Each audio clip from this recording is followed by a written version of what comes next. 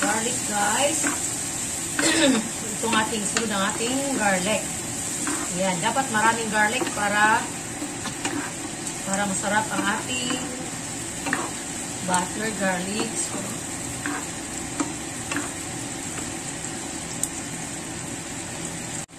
Ayan, pagkatapos guys, isunod na natin ang shrimp.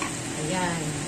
Itong shrimp ko guys, ay 1 kilo ito kasi request to ng aking anak. Gusto niya kumain ng butter garlic shrimp. Kaya bumili ako guys ng 1 kilo.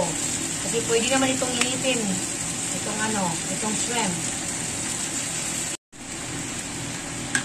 Pagkatapos guys, lagyan ko siya ng pineapple juice. Yan. Siya ang magbigay ng sarap ng guys. Yan ang kanyang sabaw. Yan.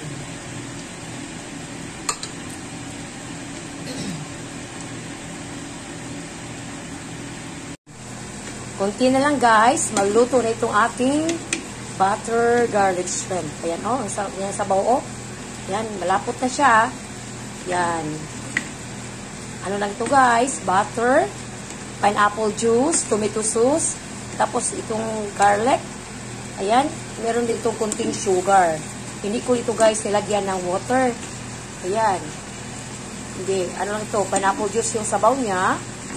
Ayan, at nilagyan ko, kunti lang ha, kunti lang ang tomato sauce. Ayan. Napakabango nito guys, at yung shrimp malalaki. Ayan, malaki ang shrimp. Sinadya ko talagang malaki ang shrimp para di kayo kapoy pa pagpanit, para di tsura kaon. Ayan. Napakasarap ito guys, napakabango. Ayan.